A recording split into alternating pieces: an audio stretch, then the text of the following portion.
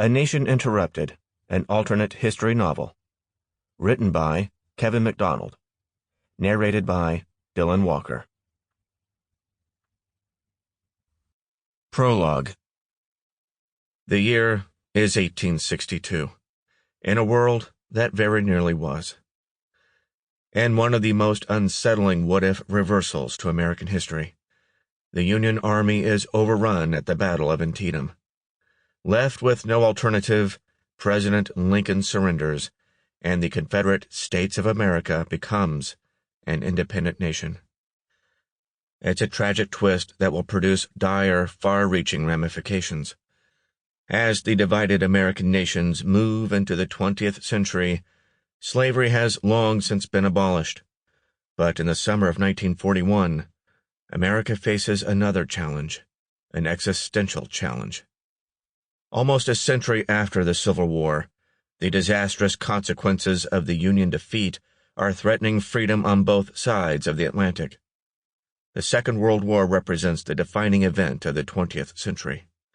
History dictates the United States must play the decisive role in defeating Adolf Hitler and the Nazis. But that history is no longer intact. America has been divided into two nations, and the resulting shift in global power has altered the course of the conflict, bringing all of North America and Western Europe to the brink of annihilation. In the spring of 1945, as the Nazis are preparing to deliver the final blow, a young academic and a small elite group of American airmen are about to determine the fate of the world. Freedom's very survival is coming down to one last-ditch mission.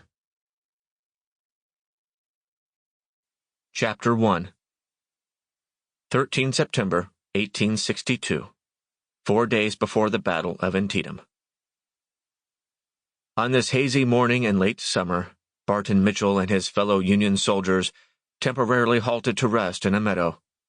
Mitchell, a corporal in the 27th Indiana Infantry Regiment, was about to begin a chain of events that would ultimately determine the fate of a nation that, up until this crucial moment in history, had been destined to become the most powerful on earth.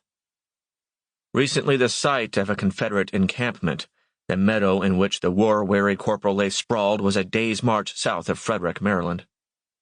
The grass, littered with refuse left behind by a retreating regiment of South Carolinians, was still wet from the morning dew. As he tried to rest with his Springfield musket lying across his chest, Corporal Mitchell felt something pressing against the small of his back. Using his left hand to balance his musket above the ground, he rolled onto his left hip and elbow.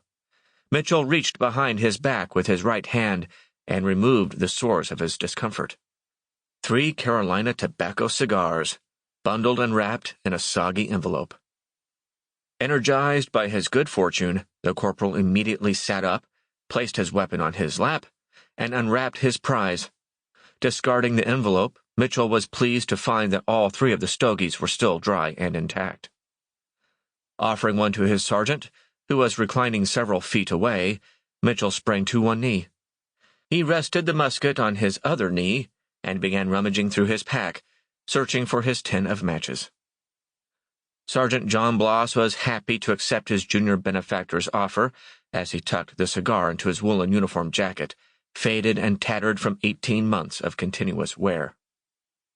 Bloss, however, was not so quick as Mitchell to dismiss the tobacco-stained envelope that had come to rest in the grass next to where he was leaning back on his elbows.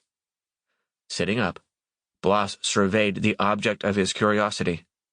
There was writing on it, but the morning dew had blotted out the ink, making it unreadable. The veteran sergeant was vexed by his corporal's apparent lack of interest in the sealed envelope. Casting a look of mild disdain toward Mitchell, still preoccupied with finding his matches, Bloss retrieved it himself.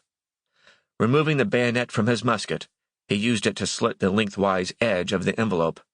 As he removed several folded sheets of paper, Bloss was surprised to discover they were relatively dry. The ink had partially bled through the opposing sides of the pages, but the text was still legible. As he began to study the freshly penned script in Special Order 191, Sergeant Bloss could barely Sample complete. Ready to continue?